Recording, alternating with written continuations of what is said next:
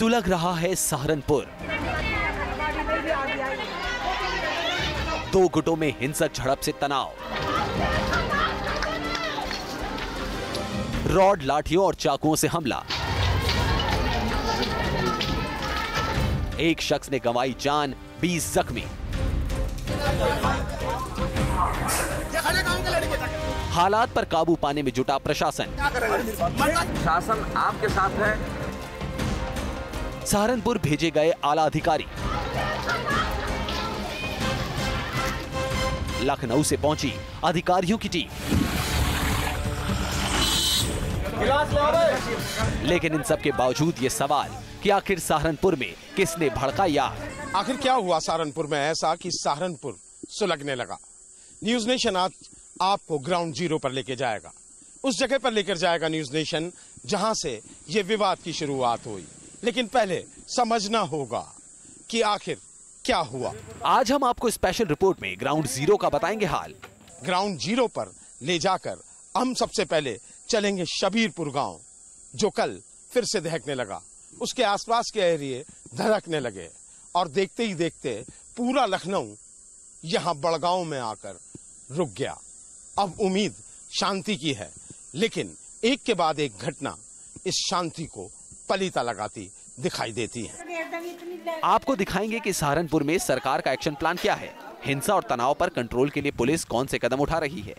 दो गुटों के बीच तनाव कम करने का फॉर्मूला क्या है। तो बने रहिए न्यूज नेशन के साथ और देखिए हमारी स्पेशल रिपोर्ट चिंगारी का ग्राउंड जीरो। आखिर क्या हुआ कि सहारनपुर अचानक सुलगने लगा? ये कौन है जिसने सहारनपुर में ये चिंगारी लगाई? पूरा मामला आपको दिखाते हैं।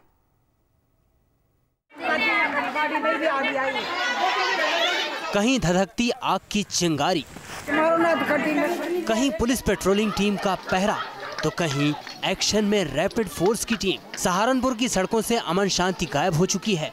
सड़कों पर सन्नाटा पसरा दिखाई दे रहा है और इन सब के बीच सुनाई दे रही है तो सिर्फ पुलिस की गाड़ियों की आवाज। मंगलवार को एक शख्स की हत्या के बाद सहारनपुर के हालात इस कदर बेकाबू हो चुके हैं कि पुलिस के लिए हालात को संभालना बेकाबू हो रहा है। हालांकि पुलिस की उपद्रवियों की हर हरकत पर पैनी नजर है और हालात को लेकर बैठकों का दौर भी जारी है। हमारी ये कोशिश है कि कोई घटना ना हो, कानून व्यवस्था तंदुरुस्त रहे, पूरी किसी को भी जीरो टॉलरेंस हो, किसी को भी हाथ में कानून न लेने दिया जाए और उसके बाद अपना कॉन्फिडेंस बढ़ाने का मेजर्स लिया जाए। सहारनपुर में हालात संभालने की प्रशासन की कोशिशों के बीच बुधवार को सहारनपुर के जनता रोड इलाके में एक और युवक को गोली मारने की घटना सामने आई है। हालांकि अभी तक इस मामले की वजह साफ नहीं है कि इसका संबंध सहारनपुर हिंसा से है या नहीं, लेकिन पुलिस इस मामले की पड़ताल में जुटी है। सुबह भी घटना हुई, गोली चलाई गई एक युवक पर नरोदा क्षेत्र में, एक को धारदार हथियारों से घायल किया गया। उसके बावजूद अब फिर दोबारा जनता रोड पर जनकपुर इलाका जो पड़ता है वहां पर एक युवक को गोली मारी गई, जिसकी हालत अभी गंभीर बनी हुई है। उधर सीएम के निर्देश के बाद गृह सचिव मणिप्रसाद मिश्रा, आईजी एसटीएफ अमिताभ यश, डीआईजी विजय भूषण सहित आला अधिकारी सहारनपुर में डेरा जमाए हुए हैं। एक रिपोर्ट यहाँ से अधिकारियों की जा नहीं है, लेकिन साफ ये होता है कि शांति जब तक नहीं होगी, जब तक ये सारे अधिकारी यहाँ पर कैंप करेंगे। एडीजीएल और गृह सचिव से न्यूज नेशन की बातचीत हुई। साफ माना इन दोनों अधिकारियों ने कि आपस में कहीं ना कहीं तालमेल का अभाव है। अधिकारियों से कहाँ चूक हो गई, इसको लेकर भी दबी जबान में इन अधिकारियों ने, आला अफसरों ने माना है कि कहीं ना कहीं कम्युनिकेशन गैप है। अब ये घटना कैसे रुके, ये सबसे बड़ा सवाल है। राज्य सरकार ने मृतक के परिजनों को 15 लाख और घायलों को 50-50 हजार रुपए आर्थिक सहायता दिए जाने की घोषणा की है। हालात का अंदाजा इस बात से लगाया जा सकता है कि देर रात सहारनपुर पहुंचे गृह सचिव, एडीजी कानून व्यवस्था, आईजी और डीआईजी ने एसएसपी सहित स्थानीय अफसरों के साथ पुलिस लाइन सभागार में समीक्षा बैठक की। उधर गाजियाबाद, मेरठ, अलीगढ़, आगरा से पीएससी के 5 कमांडेंट्स शहर का रुख कर चुके हैं। जो तनाव बढ़ा है वो सरकार की जो काम करने के तौर तरीके हैं, उनकी जो लापरवाही है, जो उनका चुस्त प्रशासन नहीं है, उन वजहों से बढ़ रहा है और जो दबंग लोग हैं उनके मंसूबे वे बढ़ रहे हैं। सहारनपुर में जो हो रहा है वो बहुत ही दुखद है। बीजेपी की समाज को बांटने की जो रणनीति रही है, उससे जो उसको पॉलिटिकल लाभ होता रहा है, उसी के ये दुष्परिणाम हैं जो सामने आ रहे हैं। हालिया हिंसा के बाद पूरे शहर का माहौल तनावपूर्ण है। हालांकि पुलिस ने इस मामले में कार्रवाई करते हुए अब तक 24 लोगों को गिरफ्तार किया है और करीब 10 लोगों को हिरासत में लेकर पूछताछ की जा रही है। वहीं एक शख्स की मौत के संबंध में 3 लोगों के खिलाफ FIR दर्ज कराई गई है। इस कड़ी में रात में 24 उपद्रवियों को आइडेंटिफाई करके गिरफ्तार किया गया है। अभी और बहुत सारे उपद्रवी आइडेंटिफाई किए जा रहे हैं और उनकी गिरफ्तारी की जा रही है। योगी सरकार की सख्ती और पुलिस के कड़े पहरे के बाद भी सहारनपुर की चिंगारी बुझने का नाम नहीं ले रही। हालांकि प्रशासन भी दावा कर रहा है कि जल्दी ही सब कुछ सामान्य हो जाएगा, लेकिन कई दिनों से जारी बवाल पर हर कोई यही सवाल पूछ रहा है कि आखिर कैसे संभलेगा सहारनपुर। इसी बड़गांव थाने में ये अधिकारी डेरा डाले हैं और इस बात की समीक्षा कर रहे हैं कि आखिर क्यों दोबारा से सहारनपुर धधक उठा है। सरकार के लिए भी ये चिंता का सवाल है कि आखिर सहारनपुर में बड़गांव और खासकर बड़गांव में क्या ऐसी बातें हो गईं जिससे भाई भाई के खून का प्यासा हो गया। वीडियो जर्नलिस्ट नवीन पाल के साथ अभिषेक शर्मा, सहारनपुर, न्यूज नेशन।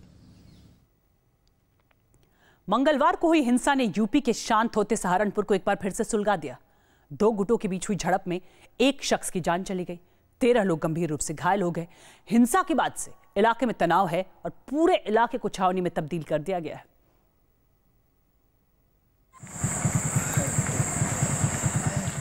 ये धुंधली तस्वीरें यूपी में कानून व्यवस्था पर सवाल उठाने के लिए काफी है। मंगलवार को 2 गुटों की हिंसा में यूपी का सहारनपुर सुलग उठा। सहारनपुर में 1 महीने के भीतर तीसरी बार हिंसा भड़की। तनाव अब भी बरकरार है। हालात को काबू करने के लिए पुलिस और प्रशासन ने मोर्चा संभाल रखा है। मंगलवार को शब्बीरपुर गांव से सटे चंद्रपुरा में अचानक हिंसा भड़क उठी। एक पक्ष के लोगों ने दूसरे पक्ष पर धारदार हथियारों से हमला कर दिया। बताया जा रहा है कि ये लोग बीएसपी अध्यक्ष मायावती की जनसभा से लौट रहे थे। इसी दौरान कुछ हथियारबंद लोगों ने उनकी जीप पर हमला कर दिया। आरोप है कि धारदार हथियारों के साथ जीप पर सवार लोगों पर फायरिंग भी की गई। इस हमले में एक शख्स की मौत हो गई, जबकि 13 लोग गंभीर रूप से घायल हो गए। इस घटना के बाद एक बार फिर शब्बीरपुर और आसपास के इलाकों में तनाव फैल गया। कल 3 प्लेस पर लोगों में पथराव और वाद विवाद के क्रम में लड़ाई झगड़ा हुआ था। उस क्रम में 3 FIR दर्ज की गई है, जिनमें से एक प्रकरण में एक व्यक्ति की कालांतर में हॉस्पिटल में डेथ हुई है, उसकी भी हत्या की FIR दर्ज की गई है। इस कड़ी में रात में 24 उपद्रवियों को आइडेंटिफाई करके गिरफ्तार किया गया है। अभी और बहुत सारे उपद्रवी आइडेंटिफाई किए जा रहे हैं और उनकी गिरफ्तारी की जा रही है। सहारनपुर में फिर हुए बवाल से सरकार भी सख्ते में है। आसपास के जिलों से पुलिस फोर्स सहारनपुर बुलाई गई। RAF की टुकड़ी को तनावग्रस्त इलाके में तैनात कर दिया गया। दोआब अगर नदियों का हो तो जमीन सोना उगलती है, मगर वही दोआब अगर जाति और धर्म का हो तो उससे नफरत की खेती भी की जा सकती है। सहारनपुर लगातार 1 महीने से हिंसा की आग में झुलस रहा है। आखिर सहारनपुर क्यों झुलस रहा है, इसका जवाब अधिकारियों के पास भी नहीं है। सभी प्रबुद्ध लोगों से अपील की है कि किसी भी प्रकार की अफवाह जनरेट न करें। किसी भी सूचना को पहले वेरीफाई कर लें, वो सूचना सही हो, उसके बाद ही उस सूचना को आगे बढ़ाएं। दुर्भाग्यवश ऐसा हो नहीं रहा है। इसके लिए कुछ कड़े कदम भी हम लोग आवश्यकता पड़ने पर अब उठाएंगे। इस प्रकार की अफवाह जनरेट करने वालों के खिलाफ भी सुसंगत धाराओं में अभियोग दर्ज होगा, चाहे वो कोई भी व्यक्ति क्यों ना हो, किसी से जुड़ा क्यों ना हो।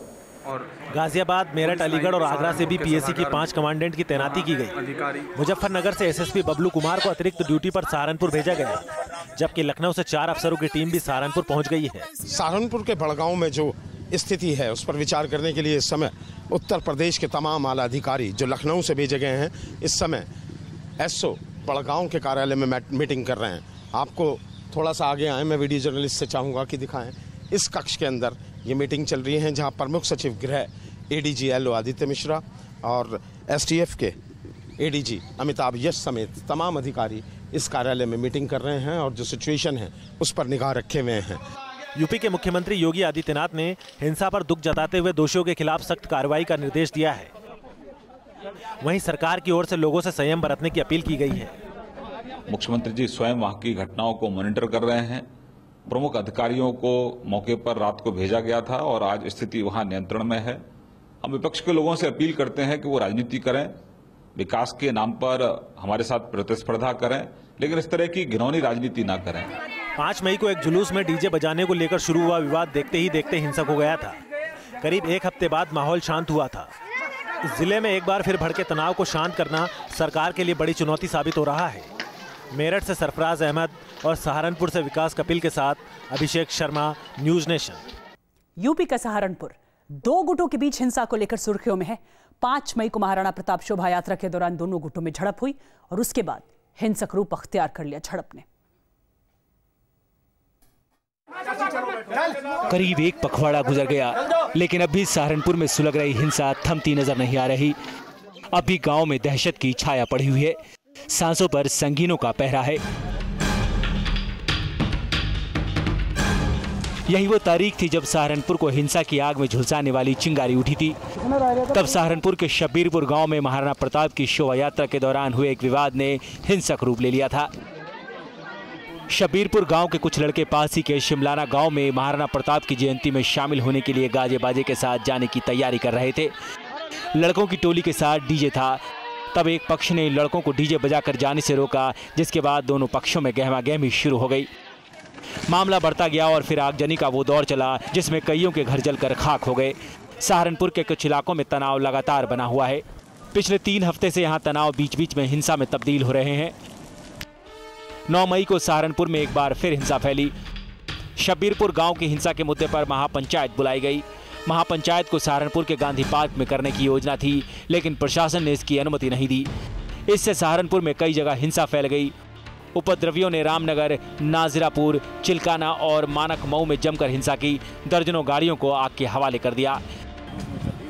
9 मई को एक बार फिर भड़की हिंसा के बाद सीएम योगी आदित्यनाथ ने सहारनपुर एसपी सिटी और एसपी रूरल दोनों का तबादला कर दिया। दलितों पर हो रहे कथित अत्याचार के खिलाफ रविवार को भीम आर्मी की अगुवाई में कई संगठनों ने प्रदर्शन किया। माहौल इस कदर बिगड़ा कि सूबे के एडीजी आनंद कुमार समेत कई उच्च अधिकारी यहां पहुंचे हुए हैं और हालात सामान्य करने की कोशिश में जुटे हैं। Team news nation. खबरों की ज्यादा जानकारी के लिए लॉग इन करिए हमारी वेबसाइट www.newsnation.in और बने रहिए न्यूज नेशन के साथ, क्योंकि खबरों का सिलसिला यहां कभी नहीं थमता।